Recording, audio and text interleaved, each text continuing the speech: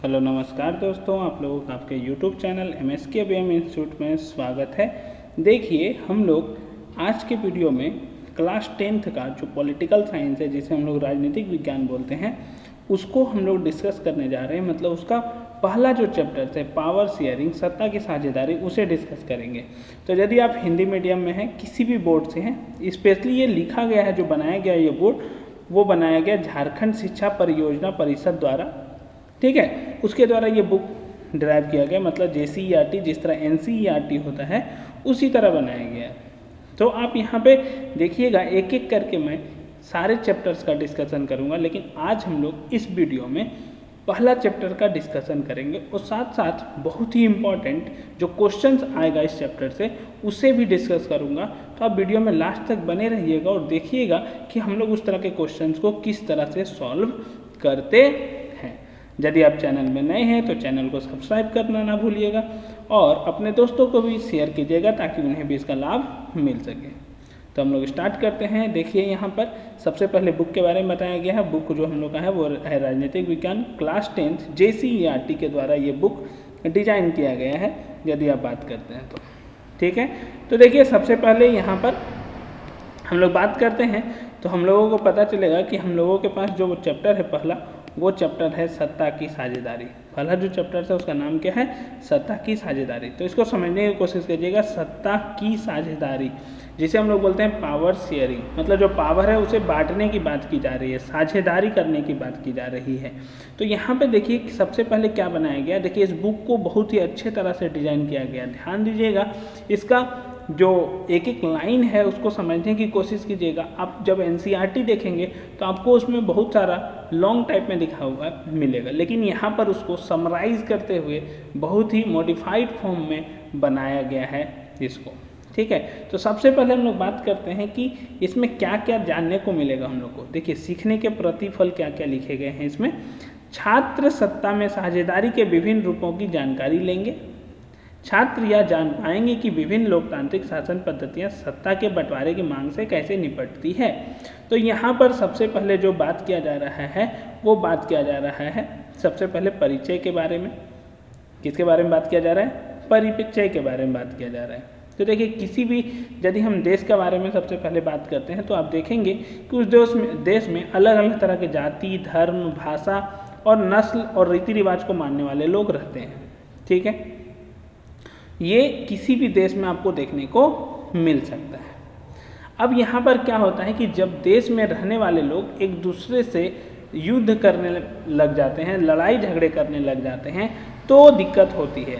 और वो प्रॉब्लम क्या होती है कि बाद में उस देश का विभाजन का कारण भी बन सकती है। तो इस बुक में यदि आप देखेंगे तो 2 कंट्री के बारे में समझाने का कोशिश किया गया। इस चैप्टर्स में 2 एग्जाम्पल्स, 2 उदाहरण के थ्रू हमें बताने का कोशिश किया गया। पहला है बेल्जियम और दूसरा हम लोगों का श्रीलंका। देखिए, बेल्जियम के सामुदायिक क्षेत्र, इसको अलग अलग पार्ट में बांटा गया है। यदि आप देखेंगे तो एक रीजन है ब्रुसेल्स, जो राजधानी क्षेत्र है इसका, जो एकदम छोटा सा पार्ट यहाँ पे आपको दिख रहा है, जिसे मैंने अभी रेड कलर किया। उसके बाद बेलोनिया रीजन है, यहाँ पे ध्यान दीजिएगा, ये जो रीजन दिख रहा है वो जो रीजन है हम लोगों का ये। ठीक है, बेलोनिया रीजन है जहाँ पे फ्रेंच भाषी लोग रहते हैं। ये जो येलो कलर का रीजन जो दिख रहा है वो फ्लेमिश रीजन है, जहाँ पे डच भाषी लोग रहते हैं, डच बोलने वाले लोग रहते हैं। और जो ये छोटा सा पार्ट दिख रहा है यहाँ पर जर्मन भाषी लोग रहते हैं। ठीक है, अब यहाँ पर आप देख रहे होंगे कि यहाँ पे कॉम्प्लिकेशंस कहाँ हैं। तो आप यहाँ पे देखिए, सबसे पहले उत्तरी बेल्जियम में बहुसंख्यक डच भाषी लोग निवास करते हैं, जबकि दक्षिण बेल्जियम में, जब आप दक्षिण बेल्जियम में जाएंगे तो अल्पसंख्यक फ्रेंच भाषी लोग निवास करते हैं। लेकिन डच भाषी लोग सामाजिक आर्थिक रूप से फ्रेंच भाषी लोगों से पिछड़े थे, जिससे बहुसंख्यक डच भाषी लोगों में असंतोष पैदा हुआ और इस असंतोष ने 1950 से 1960 के दशक में संघर्ष का रूप ले लिया। मतलब यहाँ पे प्रॉब्लम क्या हुआ, यदि बात करते हैं तो 2 तरह के लोग रह रहे थे, एक थे डच भाषी और एक थे फ्रेंच भाषी। ठीक है, जो फ्रेंच भाषी थे वो कम संख्या में निवास करते थे और जो डच भाषी थे वो ज़्यादा संख्या में निवास करते थे। लेकिन जो फ्रेंच भाषी थे कम संख्या में थे, वो ज़्यादा इकोनॉमिकली ज़्यादा, मतलब आर्थिक रूप से और सामाजिक रूप से ज़्यादा मतलब पावरफुल हो चुके थे, शक्तिशाली बन चुके थे। ठीक है, तो यहाँ पर क्या हुआ इस तरह के केसेस में, तो यहाँ पर थोड़ा सा असंतोष का भावना डेवलप हुआ, लेकिन वहाँ की लोगों ने और वहाँ के सरकार ने इसे बहुत अच्छे से सिमट लिया। यदि हम बात करते हैं तो हम देखेंगे बेल्जियम की समझदारी किसमें थी। लेकिन श्रीलंका में क्या हुआ, बहुसंख्यकवाद देखने को मिला। क्या देखने को मिला, बहुसंख्यकवाद। किस तरह से, देखिए 1948 में श्रीलंका स्वतंत्र हुआ। स्वतंत्रता प्राप्ति के बाद बहुसंख्यक सिंहली समुदाय, वहाँ पे कौन है बहुसंख्यक, सिंहली समुदाय, ध्यान में रखिएगा, वहाँ पे बहुसंख्यक कौन है, सिंहली समुदाय के लोगों ने अल्पसंख्यक तमिलों को, अल्पसंख्यक कौन है इस पर ध्यान दीजिएगा, अल्पसंख्यक है तमिल को सामाजिक, आर्थिक, राजनीतिक तथा सांस्कृतिक रूप से दबाना शुरू किया। अब इसमें सबसे इम्पॉर्टेंट था 1956 में जो कानून बनाया गया, वो इसके तहत क्या था कि ये कानून इस तरह का पावर दे देता था किसको, सिंहली समुदाय को, कि उसको गवर्नमेंट का जितना भी स्कीम होगा, मतलब गवर्नमेंट नौकरी, गवर्नमेंट इंस्टीट्यूशंस जिसमें एडमिशन लिया जाता है, उसमें सिंहली समुदाय को प्राथमिकता दिया जाएगा, ठीक है, तमिल को नहीं दिया जाएगा। इससे क्या हुआ, सिंहली और तमिल के लोगों के बीच में थोड़ा सा टेंशन एराइज हुआ। क्या स्टार्ट हुआ, टेंशन एराइज हो गया। देखिए संघर्ष शुरू हो गया। यह संघर्ष काफ़ी लंबे समय तक चला। 1980 के दशक में उत्तर पूर्वी श्रीलंका में तमिलों ने स्वायत्तता की मांग शुरू की, जिसे गृह युद्ध का रूप ले लिया। देखिए तमिल लोग बाद में बोला कि ठीक है, हम लोग के लिए एक अलग स्टेट का डिमांड करते हैं, हम लोग के लिए अलग देश चाहिए। तमिलों की ओर से इसका नेतृत्व LTTE नामक एक संगठन ने किया। कौन किया नेतृत्व, ध्यान रखिएगा, LTTE नाम के संगठन ने। देखिए जिस तरह वहाँ पे था, ये जो डायग्राम है वो NCERT से लिया गया है, यहाँ पर आप देख सकते हैं। देखिए श्रीलंका के जातीय समुदाय की बात करते हैं तो यहाँ पर सिंहली रहते हैं, तमिल रहते हैं, तो तमिल में देखिए श्रीलंकाई तमिल है और भारतवंशी तमिल है, कुछ मुस्लिम्स भी हैं और कुछ ईसाई भी हैं। यहाँ पे मेन रूप से जो धर्म माना जाता है वो है बौद्ध धर्म, और जो भाषा बोला जाता है, ठीक है, वो है सिंहली, ठीक है। तो अब यहाँ पे क्या हुआ, देखिए सबसे पहले आपने ये समझा कि ये लोग क्या किया। देखिए सबसे पहले इसको समझने की कोशिश की। 1956 का जो कानून के बारे में बात किया गया, अभी सिंहली को एकमात्र राजभाषा घोषित कर दिया गया। सिंहली को विश्वविद्यालयों और सरकारी नौकरियों में प्राथमिकता दी गई। बौद्ध मत को संरक्षण और बढ़ावा दिया गया। मतलब बाकी सब जो धर्म थे, बाकी सब जो अलग अलग भाषा के बोलने वाले लोग थे, उन्हें इस पर आपत्ति होगा। क्यों होगा, क्योंकि उन्हें इसका वैल्यू, मतलब इसका जो बोल सकते हैं हम लोग पहचान नहीं मिल पा रहा है। वो लोग अपना जो संस्कृति है उसको नहीं बढ़ा पा रहा है। बढ़ाने का तो छोड़िए, यहाँ पर उन्हें उसका परमिशंस इस तरह से दे दिया गया है कि वो लोग धीरे धीरे उस तरह का लैंग्वेज को भूल जाएगा, अपना जो संस्कृति है वो भूल जाएगा। इससे सिंहली और तमिल समुदाय में क्या देखने को मिला, टेंशन एराइज हो गया। देखिए बेल्जियम का समझदारी यहाँ पर वर्ड क्यों यूज किया, क्योंकि जैसा आपने देखा था कि बेल्जियम में भी दो तरह के लोग रह रहे थे। कौन कौन तरह के, एक डच भाषा बोलने वाले, एक फ्रेंच भाषा बोलने वाले, और कुछ जर्मन भाषा बोलने वाले लोग भी थे। लेकिन वहाँ पर वहाँ की जो सरकार थी, वहाँ के जो लोग थे, वहाँ पे समझदारी से काम लिया। उन लोगों ने क्या अपनाया, देखिए उन लोगों ने क्षेत्रीय अंतर और सांस्कृतिक विविधताओं को स्वीकार किया और 1970 से 1993 के बीच अपने संविधान में 4 संशोधन किए ताकि बेल्जियम की समस्या का समाधान किया जा सके। अब बोलेंगे कि वो लोग समाधान कैसे किए सर, तो देखिए समाधान कैसे किया इसके बारे में जब हम बात करेंगे तो आप यहाँ पे गौर करेंगे। जब यहाँ पे आप देखेंगे तो आपको पता चलेगा कि इन लोगों ने समाधान इस तरह से किया कि सब जगह अलग अलग सरकार बना दिया। एक केंद्र का सरकार बना दिया, एक क्षेत्र का सरकार बना दिया, एक सामुदायिक सरकार बना दिया, जिसका काम था सिर्फ और सिर्फ अपना भाषा, अपने धर्म को लेकर बात करना। वो कहीं पर भी रहता हो, किसी भी रीजन में रहता हो, उससे कोई मतलब नहीं है यदि उस लैंग्वेज को बोलने वाले हैं तो। देखिए बेल्जियम मॉडल की मैंने बात की। केंद्र सरकार में देखिए पहला केंद्र सरकार हुआ, डच और फ्रेंच भाषी मंत्रियों की बराबर संख्या। दूसरा, केंद्र सरकार में डच और फ्रेंच भाषी मंत्रियों की बराबर संख्या। केंद्र सरकार में डच और फ्रेंच भाषी मंत्रियों की बराबर संख्या। सामुदायिक सरकार, इसके अंतर्गत हर भाषा भाषी लोगों की अलग अलग सरकार थी। देखिए यहाँ पे समझने की कोशिश कीजिएगा, केंद्र सरकार जो है वो 2 बार लिखा गया, एक केंद्र सरकार होगा और एक क्षेत्रीय सरकार होगा। यहाँ पे ध्यान देखिएगा, एक होगा क्षेत्रीय सरकार, ठीक है, एक था केंद्र सरकार और एक क्षेत्रीय सरकार। अब आप बोलेंगे कि केंद्र में बराबर संख्या के लिए लोग क्यों तैयार हो गए और क्षेत्र में क्यों तैयार हो गए? क्योंकि उन्हें ये उपाय अच्छा लगा कि किसी का भी जनसंख्या ज़्यादा हो कम हो उससे फ़र्क नहीं पड़ता है, हम लोग क्या करेंगे 50-50 बांट लेंगे दोनों जगह पर, किसी को आपत्ति नहीं हुआ। ठीक है, और एक सामुदायिक सरकार बनाएंगे। सामुदायिक सरकार मतलब कम्युनिटी गवर्नमेंट। उस सरकार का काम क्या होगा? उस सरकार का काम होगा कि आप हर भाषा के, जैसे कोई तमिल बोल रहे हैं, जैसे कि मान लीजिए वहाँ पर कोई लोग फ्रेंच बोलता है और कोई डच बोलता है, तो एक सिर्फ फ्रेंच भाषा वाले लोग उसमें वोट दे सकेंगे, उस सरकार को चुन सकेगी, और जो डच बोलने वाले हैं वो सिर्फ डच बोलेंगे और डच बोलने वाले लोग ही सिर्फ उसे चुन सकेंगे। ठीक है, इस तरह से बनाया गया सामुदायिक सरकार। अब यहाँ से क्वेश्चन आता है कि सत्ता की साझेदारी क्यों जरूरी है? तो देखिए, सत्ता की साझेदारी के लिए यदि हम बात करते हैं तो दो कारण होते हैं जो जरूरी हैं, यदि सिंपल से भाषा में समझने चाहें तो हम लोग। एक है नैतिक कारण। नैतिक कारण जैसे कि हम लोग बोलते हैं कि जो लोकतंत्र होता है, लोकतंत्र, लोगों का शासन, ज़्यादा से ज़्यादा लोगों का भागीदारी होने से क्या होता है, एक लोकतंत्र की आत्मा जो है, मतलब लोकतंत्र मजबूत होता है, ज़्यादा से ज़्यादा लोग पार्टिसिपेट करेंगे तो हम लोग क्या करते हैं, सत्ता की साझेदारी करके ज़्यादा से ज़्यादा लोग को इसमें जोड़ने का काम करते हैं। जैसे कि आप एक एग्जांपल सोच लीजिए कि आपके स्कूल्स में जो क्लासरूम्स है, ठीक है, आप क्लासरूम में यदि सिर्फ एक जन को मॉनिटर बना दीजिएगा तो क्या हो सकता है, कुछ दिन के बाद वो अपना पावर का मिसयूज कर सकता है। लेकिन वही पावर को हम बांट देते हैं 2 या 3 लोगों में, तो थोड़ा पावर कम हो, मतलब उसके पास थोड़ा पावर कम हो जाता है और उसका मिसयूज होने का जो चांसेस है वो भी क्या हो जाता है, कम हो जाता है। पहला कारण। दूसरा कारण, यदि हम सत्ता को बांट देते हैं, मतलब सत्ता की साझेदारी कर देते हैं, पावर को बांट देते हैं, तो जो कन्फ्लिक्ट होने वाला है, मतलब जो एक दूसरे के बीच में जो टेंशन एराइज होने वाला है, वो क्या हो जाता है, कम हो जाता है।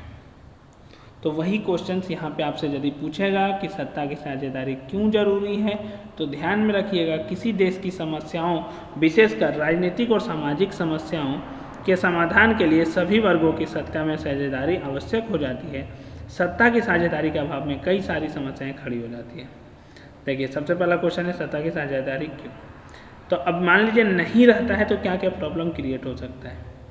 विभिन्न सामाजिक समूहों के बीच टकराव की स्थिति डेवलप हो सकती है, हिंसा और राजनीतिक अस्थिरता हो सकती है, हिंसा देखने को मिल सकता है, जान माल की क्षति हो सकती है युद्ध वगैरह के कारण, देश की अखंडता, जो देश एक है, अखंड है, उसके लिए थोड़ा सा नुकसानदेह हो सकता है। ठीक है, अब सत्ता की साझेदारी के रूप के बारे में बात किया जा रहा है। राजनीतिक सत्ता का बंटवारा नहीं किया जा सकता, इसी धारणा के विरुद्ध सत्ता की साझेदारी का विचार सामने आया। सत्ता की साझेदारी के कई रूप हैं। देखिए, इससे पहले मैं बता देता हूँ सत्ता की साझेदारी क्यों जरूरी है। मैंने बता दिया, 2 कारण हैं इसके।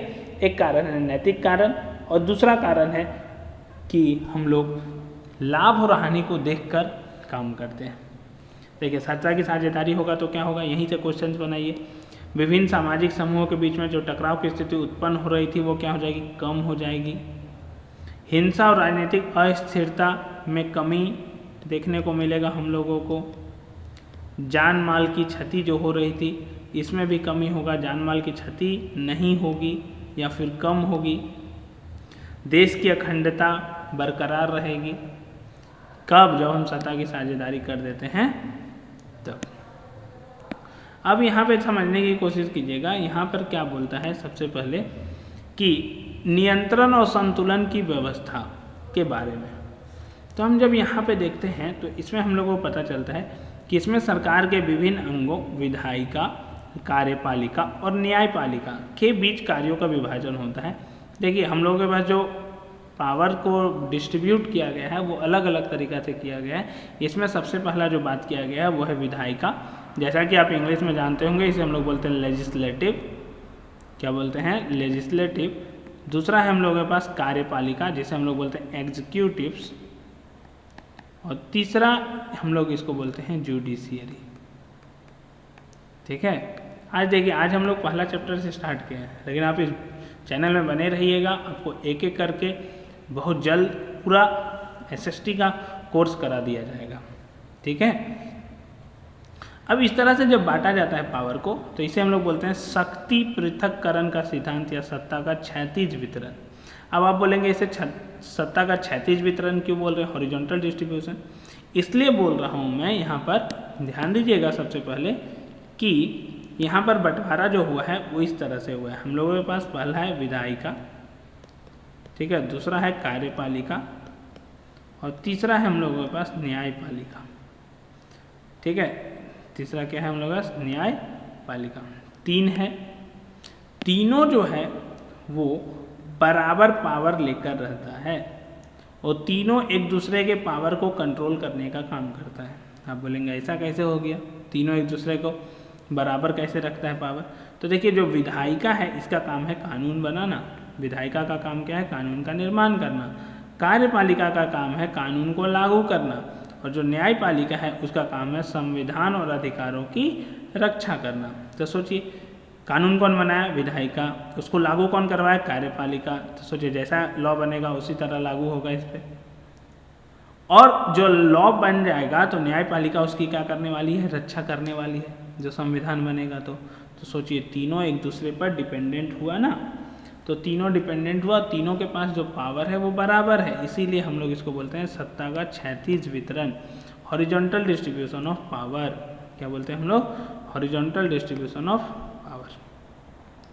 अब देखिए अगला जो बंटवारा है वो है सत्ता का ऊर्ध्वाधर वितरण। ऊर्ध्वाधर मतलब होता है वर्टिकल डिस्ट्रीब्यूशन। ऊर्ध्वाधर मतलब क्या होता है, वर्टिकल डिस्ट्रीब्यूशन, पावर का वर्टिकल डिस्ट्रीब्यूशन कर रहे हैं। वर्टिकल मतलब कहने का मतलब क्या है कि इसमें पावर धीरे धीरे क्या होगा, कम होगा। जो सबसे ऊपर रहेगा उसका पावर सबसे ज़्यादा होगा और उसका जो सबसे नीचे रहेगा उसका पावर उससे भी कम होते चल जाएगा। जैसे हम लोग इसे संघीय सरकार भी कहते हैं, हम लोग अगला चैप्टर पढ़ेंगे, ठीक है। फेडरलिज्म, संघवाद अर्थात ऐसी शासन व्यवस्था जिसमें केंद्र सरकार और राज्य सरकार दोनों का अस्तित्व हो और दोनों के अलग अलग कार्य क्षेत्र हों। अब भारत में ही देख लीजिए, भारत के लिए, पूरा देश के लिए एक सरकार है जिसे हम लोग बोलते हैं केंद्र की सरकार या फिर सिंपली हम लोग बोलते हैं भारत की सरकार। और हम लोग झारखंड के लिए, हम लोगों के पास झारखंड राज्य के लिए एक सरकार है जिसे हम लोग बोलते हैं राज्य की सरकार या फिर झारखंड सरकार। झारखंड के लिए तो झारखंड सरकार है। कोई दूसरा देश है जैसे यूपी है तो उत्तर प्रदेश की सरकार, बिहार है तो बिहार सरकार, बंगाल है तो बंगाल की सरकार, ठीक है। सबसे ज़्यादा पावर किसके पास है, केंद्र सरकार। उसके नीचे कौन है, राज्य सरकार। उसके नीचे कौन है, स्थानीय स्वशासन। देखिए स्थानीय स्वशासन कहने का मतलब है, इसको हम लोग बांट दिए हैं। जैसे आप देखे होंगे जहाँ पर शहर ये एरिया होता है जिसे हम लोग बोलते हैं अर्बन, शहरी क्षेत्र, वहाँ पर नगर निगम और नगर पालिका देखने को मिलता है। और यदि हम और नीचे चल जाए, रूरल जिसे हम लोग ग्रामीण बोलते हैं, वहाँ पर हमको देखने को मिलेगा ग्राम पंचायत। तो इसमें क्या हुआ, पावर धीरे धीरे क्या हो रहा है, कम हो रहा है। इसीलिए हम लोग इसको बोलते हैं ऊर्ध्वाधर वितरण। और सबके पास अपना अपना कार्य क्षेत्र है। जो सबसे ऊपर है वह है केंद्र सरकार, जिसके पास सबसे ज़्यादा पावर देखने को मिलता है, ठीक है।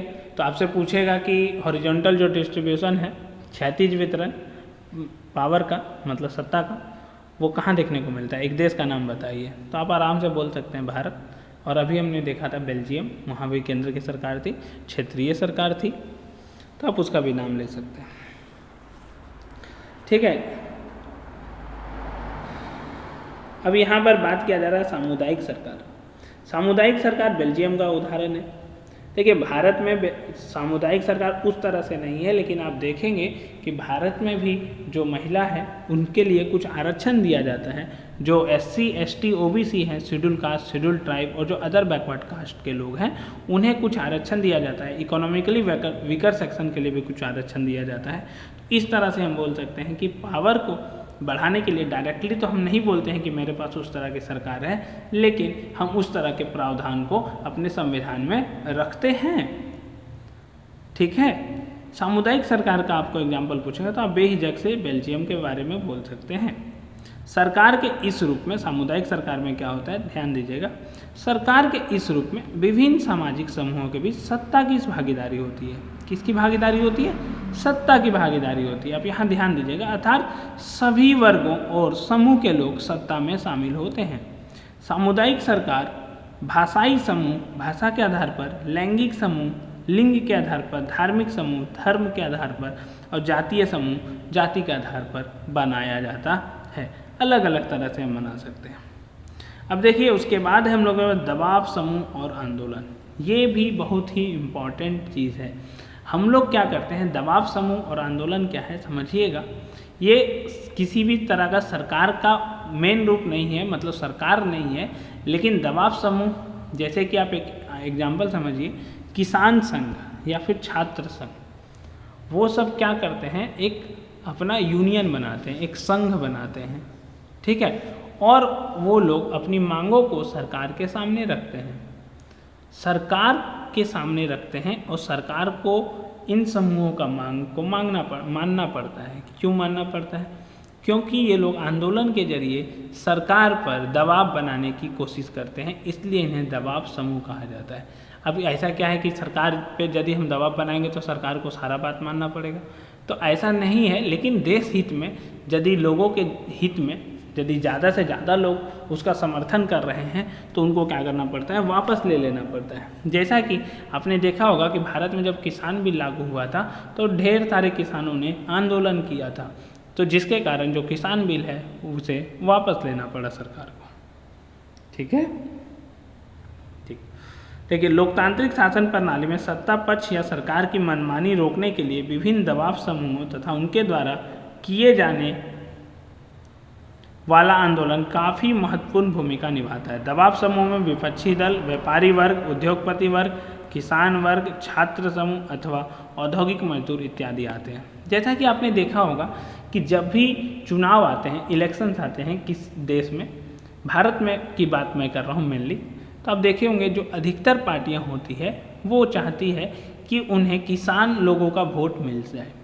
ठीक है, तो वो लोग क्या वादा करते हैं कि हम किसान की आय को बढ़ाने के लिए काम करेंगे, किसान के द्वारा जो आय, जो ऋण लिया गया है, जो लोन लिया गया है, उसे माफ़ कर दिया जाएगा और उन्हें अलग अलग तरह से सब्सिडी दिया जाएगा ताकि वो जो किसान है वो उन्हें वोट करे। ठीक है, तो एक तरह से जो दबाव समूह है वो डायरेक्टली तो मतलब डायरेक्टली इफेक्ट नहीं करता है, लेकिन इनडायरेक्टली बिना सरकार में रहे सरकार पर दबाव डालकर खुद का निर्णय मनवा लेता है। तो देखिए, सरकार, विपक्षी दल, व्यापारी, उद्योगपति, छात्र, किसान, औद्योगिक मजदूर, जितने भी तरह के हो सकते हैं, अलग अलग तरह के लोग संगठन बनाते हैं और सरकार पर दबाव बनाने का काम करते हैं। अब यहाँ पर एक बार देख लेते हैं सारांश के तौर पर, सत्ता का अर्थ मतलब शासन तंत्र या सरकार। सत्ता की साझेदारी मतलब ज़्यादा से ज़्यादा लोग का भागीदारी, मतलब उस सत्ता को, पावर को क्या कर दिया, बांट दिया गया। भारत की शासन प्रणाली पूछा जाए कि कैसी है, तो आपको बोलना है संसदीय लोकतंत्र प्रणाली, पार्लियामेंट्री डेमोक्रेटिक गवर्नमेंट है भारत में। बेल्जियम की राजधानी की बात करते हैं तो बेल्जियम की राजधानी है ब्रुसेल्स। संघीय ढांचा, सरकार के स्तर पर यदि हम बात करते हैं तो यहाँ पे केंद्र सरकार और राज्य सरकार है। उससे जब नीचे आएंगे तो स्थानीय स्वशासन, निचले स्तर पर या आम नागरिकों के शासन में भागीदारी। लोकतंत्र का दूसरा नाम प्रजातंत्र या जनतंत्र। लोकतंत्र मतलब लोगों का तंत्र, लोगों का शासन। प्रजातंत्र मतलब भाई लोगों का शासन। अब यहाँ पर पाठ्य पुस्तक के प्रश्न उत्तर के बारे में बात करते हैं हम लोग। तो देखिए क्वेश्चंस क्या है, क्वेश्चन से ध्यान दे दीजिएगा। इस तरह के क्वेश्चंस आपके 5 नंबर जो क्वेश्चन है उसमें पूछे जा सकते हैं। इसमें बोलता क्या है, आधुनिक लोकतांत्रिक व्यवस्थाओं में सत्ता की साझेदारी के अलग अलग तरीके क्या हैं, इनमें से प्रत्येक का एक उदाहरण भी दे। अभी हमने डिस्कस किया था, पहला था ऊर्ध्वाधर, दूसरा था हम लोग के पास क्षैतिज, तीसरा था हम लोग के पास सामुदायिक और चौथा था हम लोगों के पास दबाव समूह और आंदोलन। उन्हीं के बारे में यहाँ पे बताया गया है, ध्यान से देखिएगा। आधुनिक लोकतांत्रिक व्यवस्थाओं में सत्ता की साझेदारी के अलग अलग तरीके निम्नलिखित हैं। अब ध्यान दीजिएगा, ये जो क्वेश्चंस है इसे आप अपने कॉपी में नोट कीजिएगा और उसे समझने की कोशिश कीजिएगा। ठीक है, मैं यहाँ पे बताता हूँ। देखिए यहाँ पर क्या क्या बताया गया है, आप कॉपी अपना निकाल लें और उसे उसमें नोट करने का काम स्टार्ट कर दें। ठीक है, सरकार के 3 अंग के बीच सत्ता की साझेदारी। लोकतंत्र की सफलता के लिए सरकार के तीनों अंगों विधायिका, कार्यपालिका और न्यायपालिका के बीच सत्ता का बंटवारा होता है ताकि कोई भी अंग अपनी शक्तियों का दुरुपयोग ना कर सके। हर अंग दूसरे पर अंकुश रखता है, इस प्रकार संतुलन बना रहता है। उदाहरण के लिए कानून और अधिनियम विधायिका द्वारा बनाए और पास किए जाते हैं। इनका कार्यान्वयन कार्यपालिका करती है और न्यायपालिका कानून को तोड़ने वालों को दंडित करती है। ठीक है, इसी को हम लोग बोलते हैं क्षैतिज वितरण, सत्ता का क्षैतिज वितरण। अब इसके बाद आता है, यदि हम बात करते हैं तो ऊर्ध्वाधर, विभिन्न स्तरों पर सत्ता का बंटवारा। सरकार के बीच में विभिन्न स्तरों पर सत्ता का बंटवारा होता है। प्रत्येक प्रांत या राज्य सरकार पर अलग अलग सरकार स्थापित है। जैसे भारतीय संविधान में केंद्र तथा राज्य सरकारों की शक्ति को अलग अलग सूचियों में बांट दिया गया है। हम लोग का संविधान है तो केंद्र की शक्ति और राज्य सरकार की शक्ति दोनों को क्या कर दिया गया है, बांट दिया गया है। विभिन्न सामाजिक समूहों के बीच सत्ता का बंटवारा। सत्ता का बंटवारा विभिन्न सामाजिक समूहों अथवा भाषाई और धार्मिक समूहों के बीच भी हो सकता है। बेल्जियम इसका उदाहरण है। राजनीतिक दलों, दबाव समूह और आंदोलन के बीच सत्ता का बंटवारा। लोकतंत्र में व्यापारी, उद्योगपति, किसान आदि जैसे समूह भी महत्वपूर्ण भूमिका निभाते हैं। लोकतांत्रिक व्यवस्था में कई बार एक दल को बहुमत न मिलने पर कुछ दल मिलकर गठबंधन सरकार बना लेते हैं। उदाहरण के लिए भारत में 1999 से 2004 के बीच मिली जुली सरकार बनी थी। इसी तरह डेनमार्क में अनेक राजनीतिक दल हैं तो सत्ता का बंटवारा कर सरकार चलाते हैं। देखिए, इस बार का ही चुनाव देख लीजिए, लोकसभा का जो चुनाव है, ठीक है, अभी जो सरकार है भारत में वो किसकी सरकार है, तो आप बोलेंगे सर एनडीए की सरकार है। ध्यान रखिएगा, बीजेपी की सरकार अभी पूर्ण बहुमत से नहीं है। पहले भी एनडीए की सरकार ही थी, लेकिन पिछले बार जो चुनाव हुआ था उसमें बीजेपी को फुल बहुमत मिला था, पूर्ण बहुमत जिसे हम लोग बोलते हैं। लेकिन इस बार पूर्ण बहुमत नहीं मिला है। इस बार की जो सरकार है वो एनडीए की सरकार है। ठीक है, बीजेपी के साथ कुछ राजनीतिक दल मिले हुए हैं। जैसा कि आप जानते हैं बिहार का जेडीयू और आंध्र प्रदेश का टीडीपी दो बड़े पार्टी हैं जो जुड़े हुए हैं इनके साथ। फिर चिराग पासवान जो बिहार के हैं उनकी भी पार्टी जुड़ी हुई है। तो ये था पहले क्वेश्चन का आंसर। दूसरा क्वेश्चन की ओर आगे बढ़ते हैं और उसे देखने की कोशिश करते हैं। अब बने रहिएगा ये प्रश्न उत्तर के सेशंस में। ये प्रश्न उत्तर के सेशंस आपको इस चैप्टर से और रूबरू करवाएंगे और आप इस चैप्टर्स के लिए कंफर्म हो जाएंगे कि इस चैप्टर से यदि आपको किसी भी तरह का क्वेश्चन आता है तो आप आसानी से एग्जाम हॉल में लिख कर आएंगे। भारतीय संदर्भ में सत्ता की हिस्सेदारी का एक उदाहरण देते हुए इसका एक युक्तिपरक और एक नैतिक कारण बताएं। देखिए, हमने इसका बात किया था, जिक्र किया था। युक्तिपरक मतलब होता है लाभ और हानि को देखकर किसी भी डिसीजन को लेना। युक्तिपरक कारण शक्ति विभाजन के लाभों पर बल देते हैं और नैतिक कारण वास्तविक शक्ति विभाजन की योग्यता पर बल देते हैं। युक्तिपरक कारण में भारत में विभिन्न सामाजिक समूह, भाषा, क्षेत्र, लिंग, धर्म आदि को मानने वाले लोग निवास करते हैं। अतः सामाजिक और राजनीतिक संघर्ष को रोकने के लिए सामाजिक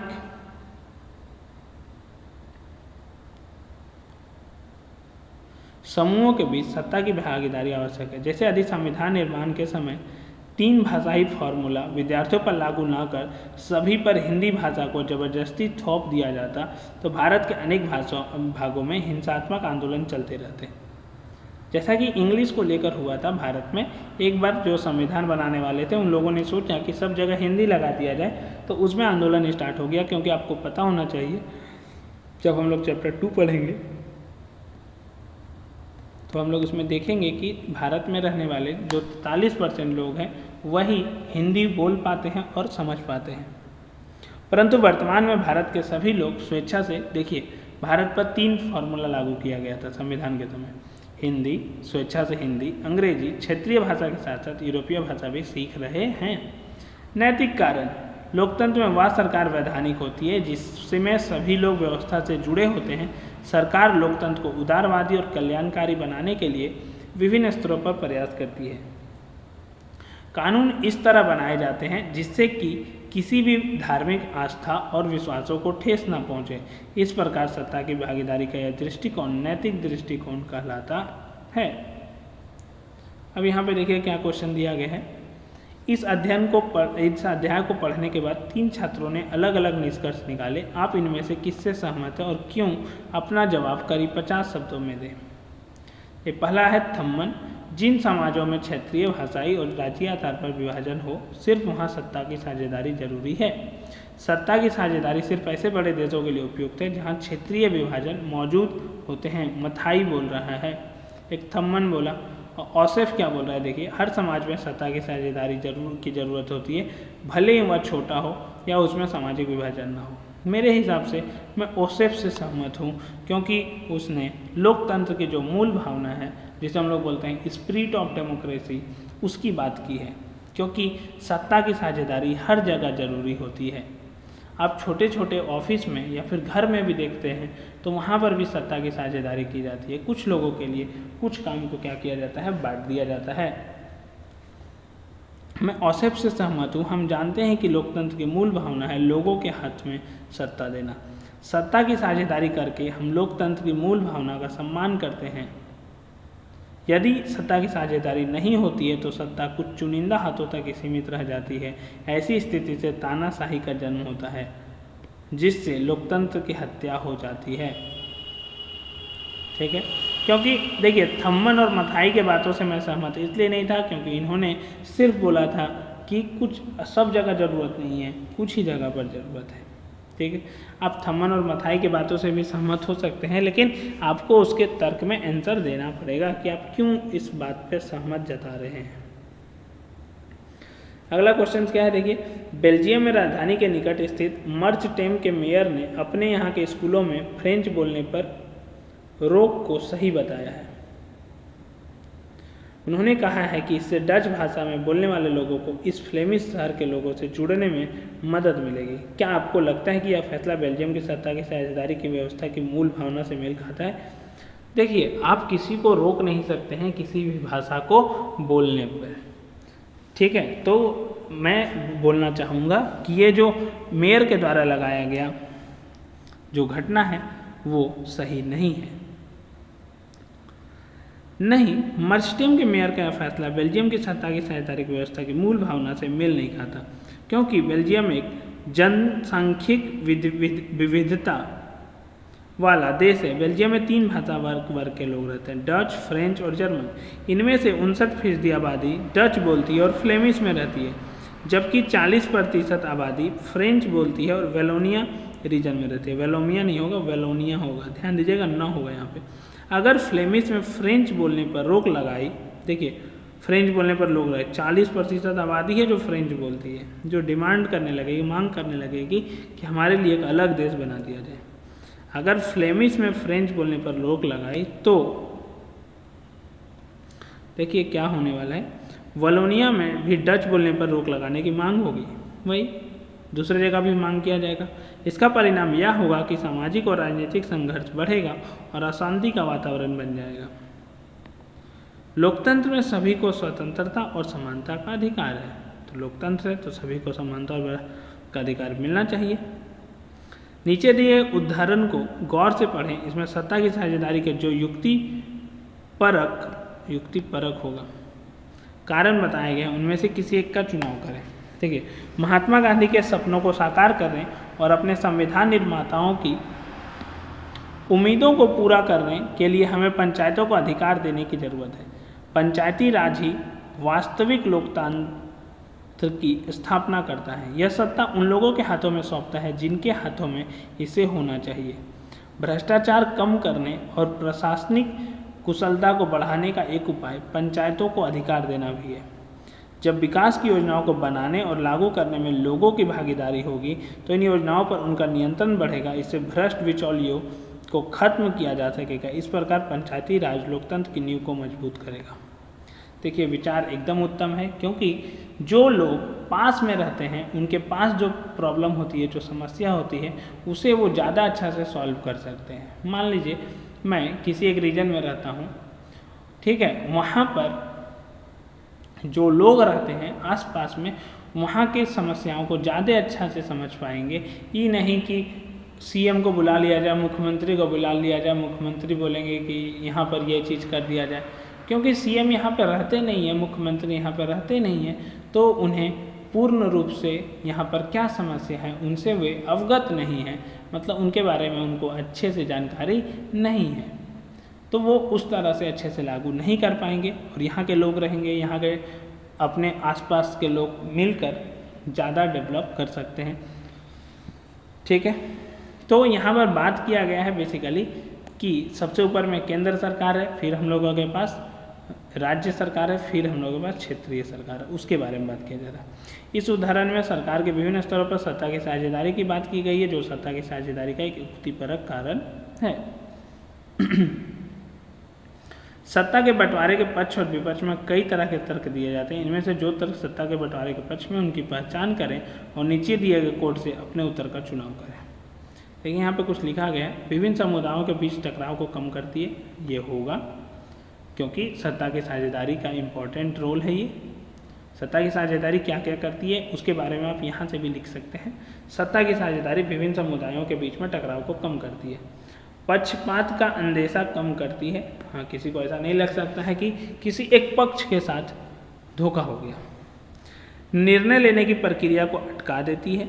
देखिए, निर्णय लेने की प्रक्रिया को अटका देती है, ये बोलना पूरी तरह से मतलब सही नहीं होगा यदि हम बात करते हैं तो। इससे क्या होता है, जब हम डिस्कस करते हैं ज़्यादा से ज़्यादा लोग तो निर्णय सही आता है, तो ऐसा नहीं बोल सकते हैं कि अटका देती है निर्णय लेने की प्रक्रिया। हम लोग साथ में मिलकर निर्णय ले सकते हैं। विविधताओं को अपने में समेट लेती है। हाँ, इस बात के साथ हैं कि अलग अलग तरह के लोग एक साथ रहते हैं। अस्थिरता आपसी फूट को बढ़ाती है, ये भी नहीं बोला जा सकता है, क्योंकि इससे जब अलग अलग तरह के लोग साथ में रहेंगे तो एकता बढ़ेगी, अस्थिरता तो नहीं बढ़ने वाली है।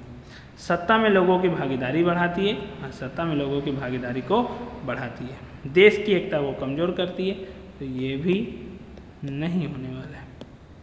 तो ध्यान दीजिएगा, क, ख, घ और च होगा इस सवाल का सही उत्तर। तो आगे क्या बोलता है, बेल्जियम और श्रीलंका की सत्ता में साझेदारी की व्यवस्था के बारे में निम्नलिखित बयानों पर विचार करें। ऊपर दिए गए बयानों में से कौन सा सही है। देखिए, बेल्जियम में डच भाषी बहुसंख्यकों ने फ्रेंच भाषी अल्पसंख्यकों पर अपना प्रभुत्व जमाने का प्रयास किया।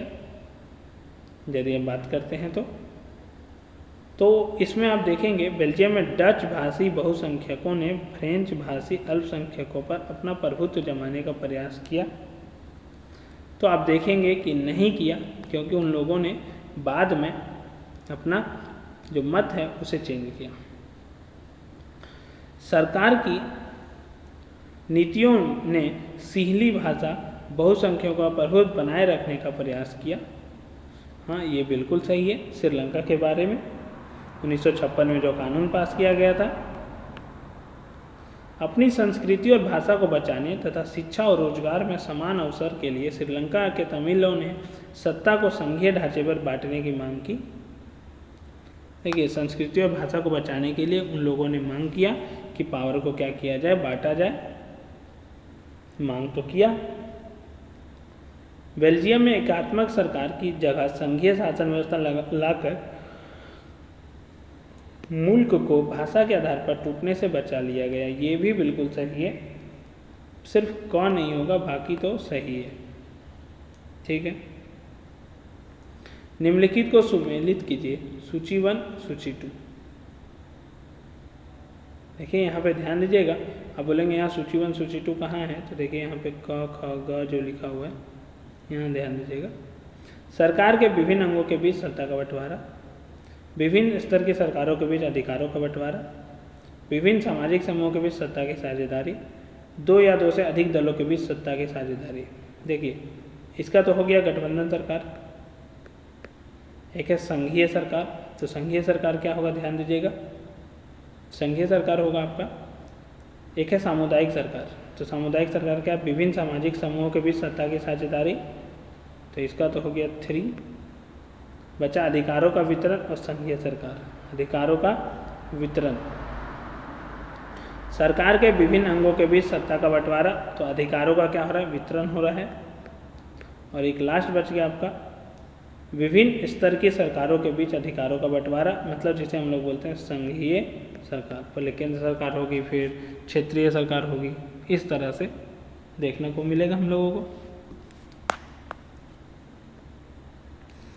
क्या बोला गया, सत्ता की साझेदारी के बारे में निम्नलिखित 2 बयानों पर गौर करें और नीचे दिए गए प्रश्न का जवाब दें। सत्ता की साझेदारी लोकतंत्र के लिए लाभकर है, सही है। इससे सामाजिक समूह में टकराव का अंदेशा घटता है, ये भी सही है। इन बयानों में कौन सही है और कौन गलत, दोनों बयान सही हैं, बिल्कुल सही है, मैं इसके साथ हूँ। इसी के साथ आपका ये जो चैप्टर्स है वो हो जाता है समाप्त। ठीक है, तो हम लोग फिर मिलेंगे अगले वीडियो में चैप्टर 2 के साथ, जिसका नाम होगा संघवाद, फेडरलिज्म। तब तक के लिए धन्यवाद। आपको ये वीडियो कैसा लगा आप हमें कमेंट के माध्यम से बता सकते हैं, और अपने दोस्तों को ज़्यादा से ज़्यादा शेयर करें ताकि उन्हें भी इसका लाभ मिल सके। ठीक है, यदि आप चैनल में नए हैं तो चैनल को सब्सक्राइब करना ना